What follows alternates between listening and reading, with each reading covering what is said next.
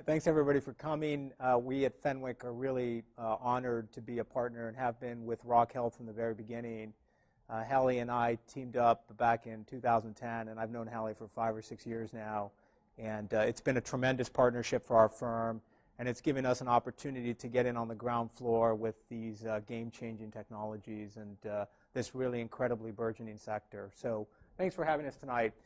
Anyway, as Priyanka mentioned, I'm here to really just talk about, the angel and seed financing structure process. A lot of the mechanics, if you will, about how to go about making a seed investment as an angel investor. We'll cover the principal vehicles to accomplish that, which is the convertible debt versus preferred equity round structure. We'll talk about in the convertible debt a little bit about convertible notes and how you might think about that from a structuring perspective in terms of whether you're going to have a valuation cap or not. And then finally, we'll talk a little bit about a set of preferred stock structures called the Series C preferred stock. That's we take a lot of pride here at Fenwick because we've curated that on the internet at www.seriesc.com. And we're proud to say that a number of the institutional venture investors on Sand Hill Road and throughout technology have adopted those documents as a de facto standard, or at least a de facto set of forms to start from. So as a result of that, we're really able to reduce transaction costs for the companies taking in seed investment money through that vehicle. So I think Michelle touched on a few of these topics earlier about the change in the angel and seed round financing environment. A lot of the companies that are approaching Series A investors historically needed a bit of money just to get to that first value creation step. They were looking for the $500,000 to maybe a couple or $3 million of seed investment to get them to that point where a traditional institutional venture investor like an Interwest or a Kleiner Perkins would then have a much better picture of the potential and market opportunity there. So we've put out here at Fenwick an angel and seed financing survey. Unfortunately, as you can imagine, there isn't a lot of data at this point like you might see with more traditional venture rounds that are much larger and that are either publicized or for which there's just a more robust tracking system in place through the various third-party sources. But we at Fenwick have started to collect that data, and a handful of my partners are working on that. So I find that to be a helpful survey and a data point to give you some of the sense around some of the key terms we'll talk about today. So let's talk about convertible notes or Series C preferred stock. There are really three traditional investment vehicle ways in which to bring in a seed investment. There's a fourth way that I won't get into now that a couple of the law firms in the Silicon Valley are trying to push forward, but it hasn't gained a lot of traction, so I won't spend a lot of time on that. The traditional way to think about it is either it's a convertible note structure or a preferred stock structure where it's a price-based equity round. On the convertible note structure, you've got both uncapped convertible notes and you've got capped convertible notes. And then on the Series Seed round, as I said, it's an actual purchase of a preferred equity instrument, and there are certain benefits to that. So let's walk through the convertible note structure just at a high level, and we'll dive into some of the details in later parts of this presentation. But the pros of this is, especially if you go down the uncapped convertible note structure, the pros from an entrepreneur's perspective is that it doesn't require the entrepreneur and the investor to enter into a negotiation around a valuation for the company. It allows you to just quickly take money in and put it in a structure that will have those investment dollars convert at the time of the Series A in most likelihood. And the reason I say at the time of the Series A in most likelihood is the trigger upon which those notes will automatically convert turns on a dollar threshold amount. And again, we'll get into that in a bit. The cons, of course, of this is there's valuation uncertainty for the angel investor. We don't know necessarily exactly how much percentage equity-wise the angel investor will own in the startup if you go down the convertible note structure, especially in the case of the uncapped convertible note. The concept is you will receive potentially a discount to reflect the risk that you're taking for investing in that enterprise. And if the entrepreneur is able to take the company and gain a $10 million pre-money valuation from an institutional venture fund, then the reward, if you will, to the angel investor is you get a discount of 20 or 10, 20, or 30%. So, for example, if the Series A price per share is $1, then and you have a 20% discount, then your notes will convert in at 80 cents, which effectively means that for every dollar invested, you'll have 1.25 of Series A stock. And so I think, it does lead to that uncertainty as the investor as to how much of the company you own. Now, if you go down the capped convertible note structure where you negotiate a pre-money valuation cap, you'll at least have some sense that in the worst scenario, you will own a percentage of the company reflected by that pre-money valuation cap. Again, we'll get into some of that in a bit. On the flip side, on the sort of the third vehicle that I've seen used commonly is actually doing a price-based equity round. In other words, investing directly into a company at a set pre-money valuation for a set investment amount, and that investment amount, of course, will reflect a percentage ownership in the company in the form of the Series C preferred stock you'd receive. So as noted here in the slides, there's a clear definition around the rights. There's more stability, at least from the perspective of the investor, because she, he, or it knows exactly how much of the company they own for the investment they've put in.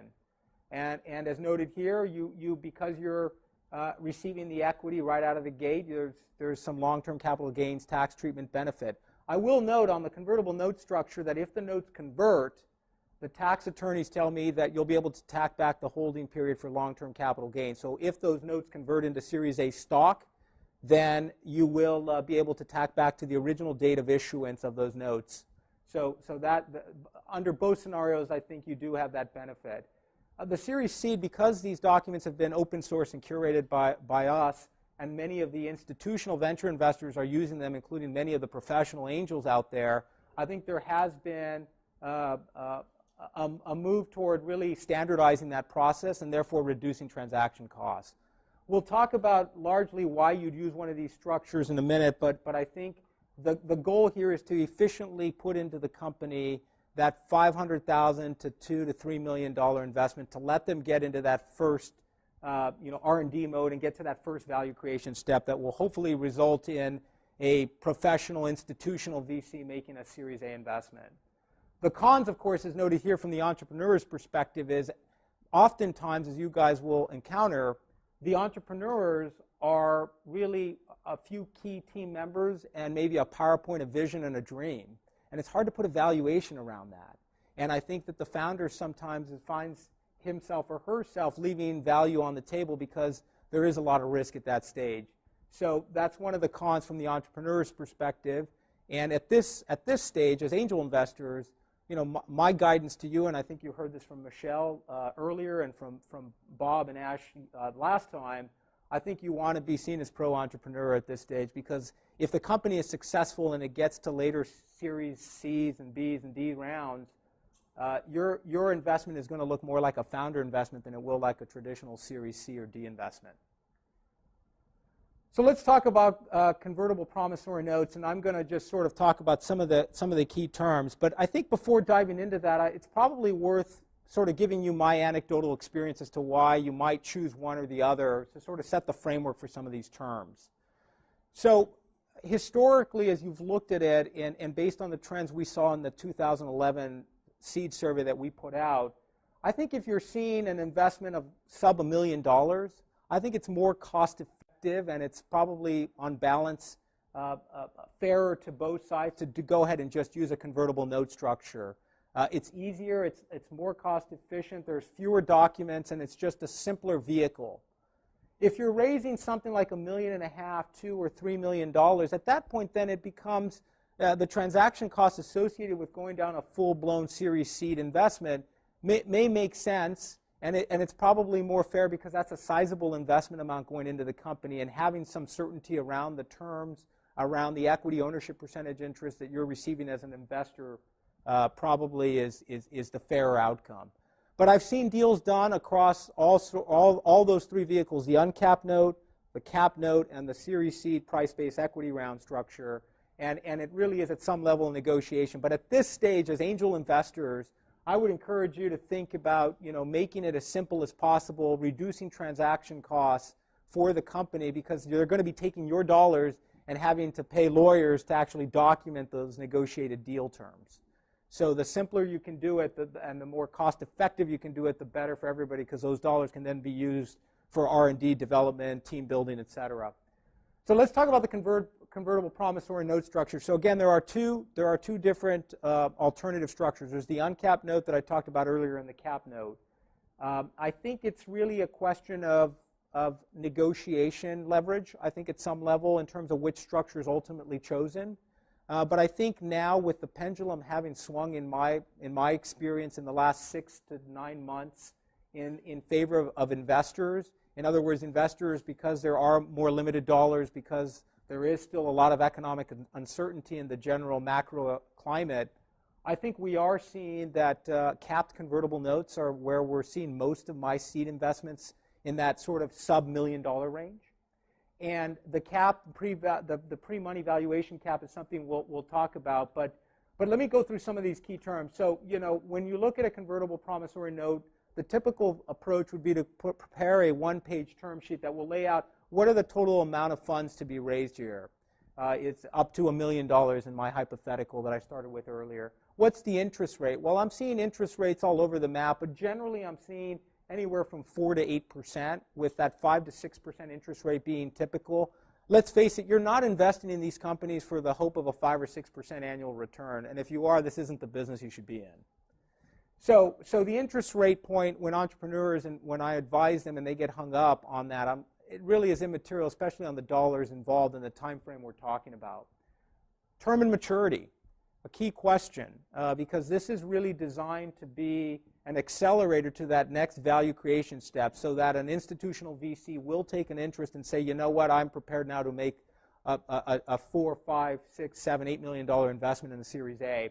And so I would typically see these days anywhere from 12 to 24 months, with 12 to 18 months being sort of where I think the bulge bracket of the deals I'm seeing ending up. That's a good exercise as well for the entrepreneur, because it forces the team to work hard and work fast, because they don't want these notes to reach maturity. They want these notes to convert. And the idea is to put a fuse there, and I think the term of maturity is one way to do that. The next point here is qualified financing. This is what I referred to earlier. The question is, when does the note automatically convert? And that turns on how you define a qualified financing. In most of the term sheets I see, you're going to see that number be somewhere in the $2 to $3 million range. In other words, when the entrepreneur goes out and identifies an investor, and that investor is prepared to put in $3 million in a Series A, those notes should automatically convert into that round. There are questions about whether the $3 million threshold in the hypothetical I just mentioned includes or doesn't include the actual notes that are converting. And so you need to think about it. Am I looking for that threshold to be tied to new money coming in, fresh money coming in that Series A, or am I comfortable recognizing that we raised $500,000 in the seed convertible note structure, and now I'm raising, and the threshold is $2 million, for example, and it includes the notes, and that means you're really only bringing in $1.5 million of new fresh money to trigger that auto convert. Let's talk about the economics, and I've alluded to a number of these already, but let's just walk through it. So the typical structure, again, is to provide a discount, to reward you for the risk you've taken by giving you anywhere from a 10 to 30% discount is where I'm seeing the vast majority of deals. I think that I'm seeing most around 20%. So again, in that hypothetical I raised earlier, a Series A investment at $1 per share means that you will convert at 80 cents, which means that you'll have a 1.25 purchasing power for every dollar invested. The valuation cap comes into play, of course, if we end up in a capped convertible note structure. And the way that would work is that the notes would convert if there's a qualified financing at the lower of either that 10 to 30% discount in the uncapped structure, but also the lower of or that pre-money valuation cap that you negotiated. So where I'm seeing those valuation caps really, as you'll see from our survey, span quite a bit, but I think you're seeing it anywhere from the low millions, 3, 4 million, to as high as 7, 8, 10 million, as where I'm seeing a lot of the deals. And again, it's a function of leverage. It's a function of how how experienced the team is, and all the variables that Michelle at Interwest previously reviewed with us. So the benefit to you as the investor, of course, is, again, you have certainty that that $1 million you invested as an aggregate angel group will convert at no worse than an $8 million pre-money cap, even if the entrepreneur and the company are able to go out and get a $10 million pre-money valuation from an institutional investor. That money will come in at that higher valuation, but the notes will convert at that lower cap. Warrants, something that we used to see a lot more in Silicon Valley, certainly several years ago, where instead of maybe a discount, we would get warrant coverage. So for every dollar in the convertible note you invested, you'd get 10 to 30% of warrants into that Series A round. I'm not a tax lawyer, but I'm told by the tax experts that there are some imputed interest concerns associated with issuing warrants to investors, and so they've become less in vogue, and I think we're seeing them less often, though we still see them occasionally. Another key term is what happens on a change of control. As we talked about earlier, you're not investing in this for the hope of getting a 5 to 6% interest return over a 12 to 18 or 24-month period. So the question is, what happens if the company is acquired before they raise a Series A? And it's happened a handful of times to me in the last 3 or 4 years where Google approached a startup and said, you know what, I really want the team.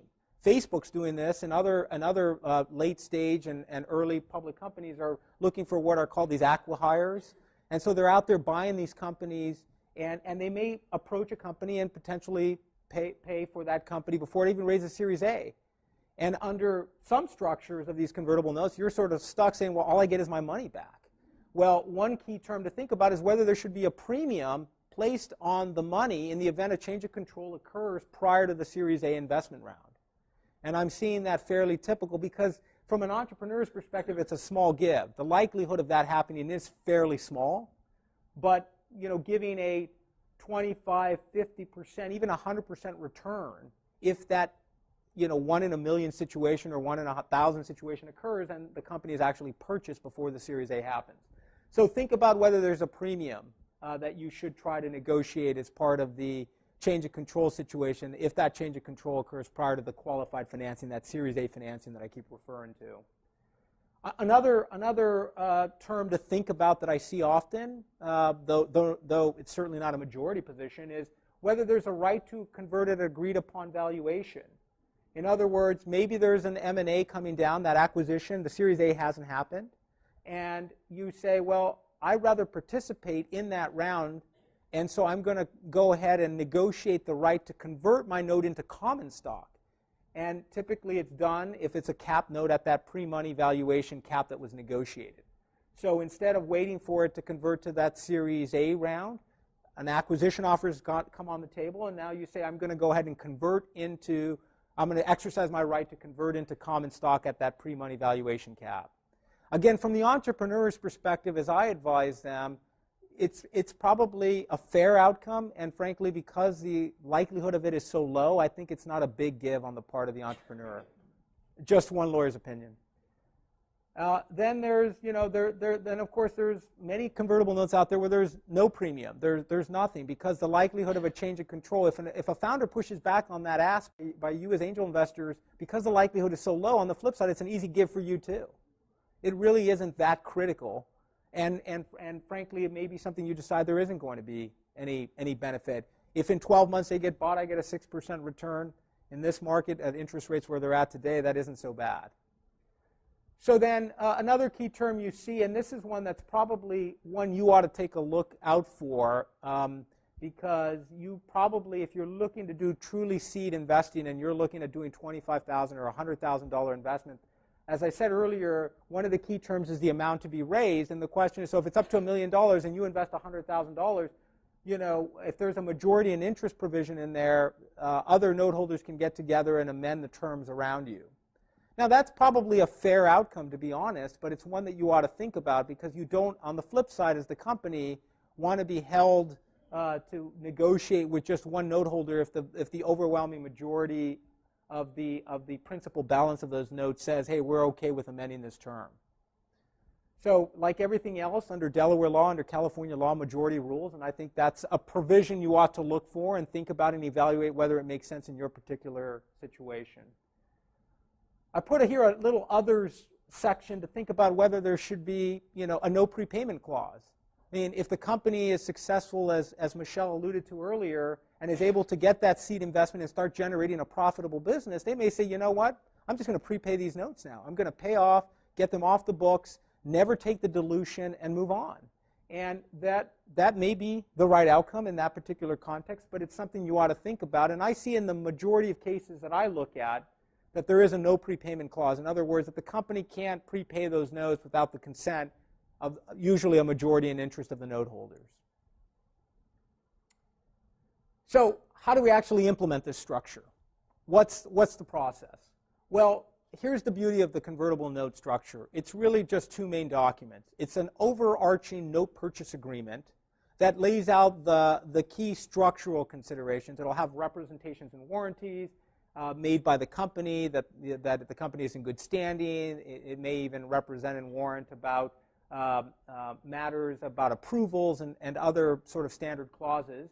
And then there'll be a set of representations and warranties that the investors will make to ensure that the company has a valid basis to issue the security to the investor. In other words, we don't, as a general principle, want investors who are not accredited investors.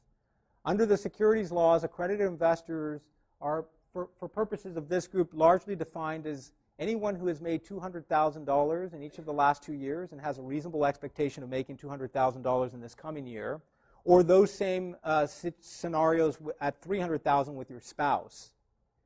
Another key trigger is whether you have $1 million in net worth, excluding, recently a change in the law said, excluding the value of your primary residence. In California, there are a lot of people that qualified as accredited investors simply by the home that they lived in, and the SEC and Congress decided to exclude that explicitly.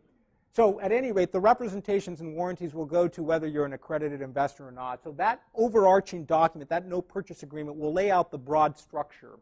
Then underneath that umbrella document will be notes, promissory notes that will be issued. And those notes, again, will be either uncapped notes, depending on what you negotiated, or capped notes. And those economics will largely be laid out in those individual notes.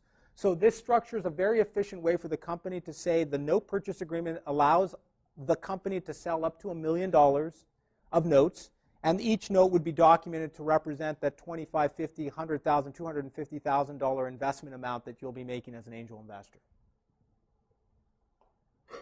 Okay, so I think I've laid out some of the key terms, and there are so many other nuances, and when we get to the Q&A section, happy to chat about it, because there are certainly many, many other nuances associated and variations and variables on that core sort of structure.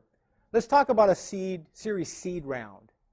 So before Series Seed became a common vehicle, many early stage companies were forced with choosing to either do a full-blown Series A preferred stock financing or go down the more streamlined convertible note structure. It became clear that there was a need for another vehicle, one that was sort of, for lack of a better phrase, a Series A light. And so I take a lot of pride in saying that my partners at Fenwick really have pushed and have focused the industry on this Series Seed preferred structure. So a typical Series A structure has 5 key documents, 5 main documents. A Series Seed preferred structure, as you'll see on that website that I referenced earlier, only has 3 main documents. So already you're giving the lawyers 2 fewer documents to negotiate and fight over. So that reduces transaction costs significantly. But at any rate, there are a lot of rights and terms that just didn't make sense for an early stage company.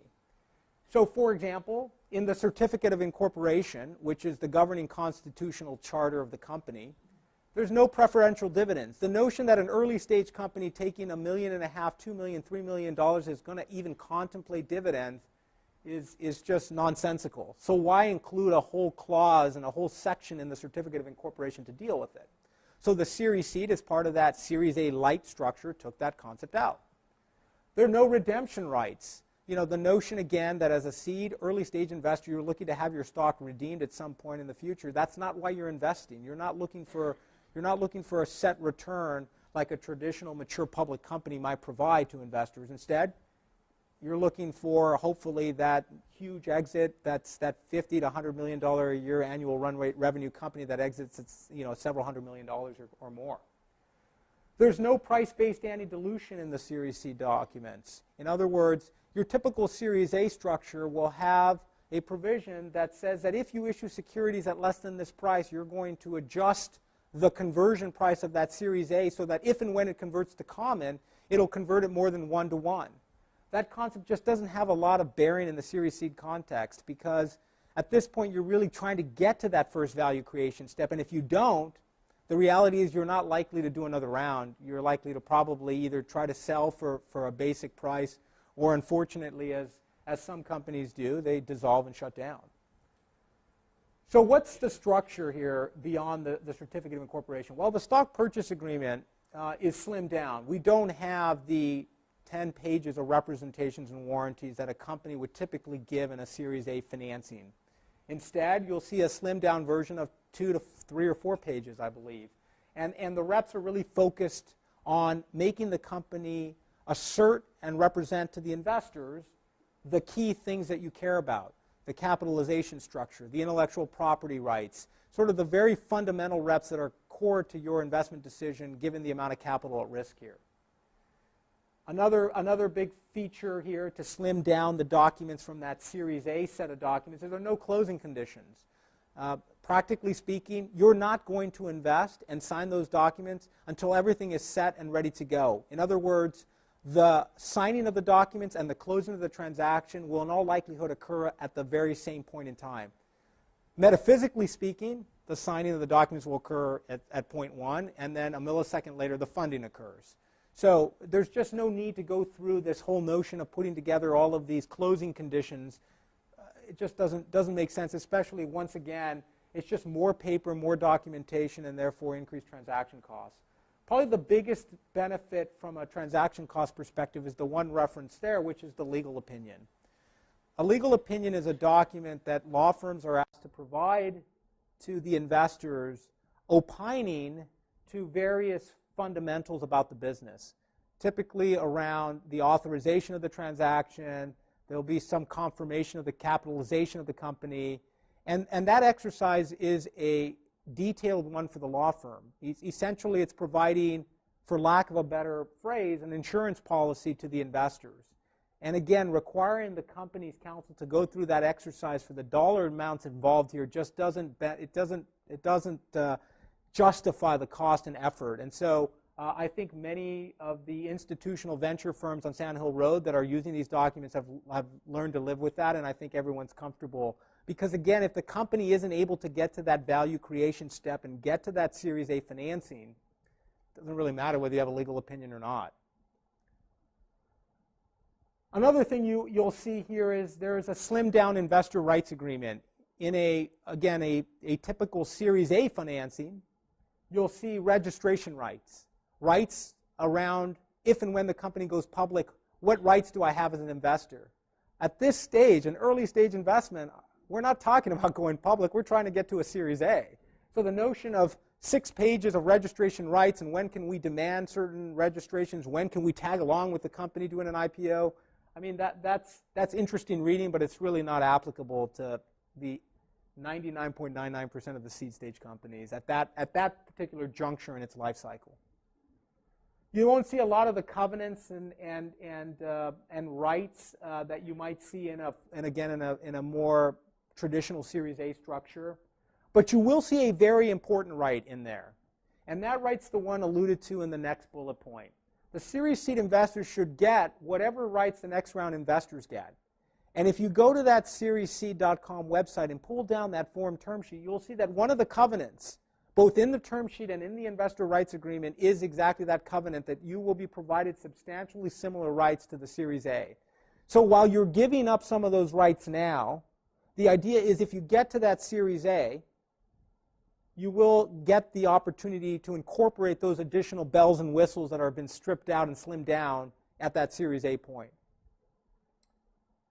I also just added a couple of other things I see. The company, sometimes you'll see that the company should have, if the company was incorporated by a traditional sort of technology law firm like Fenwick West, they will have a right of first refusal over transfers of shares.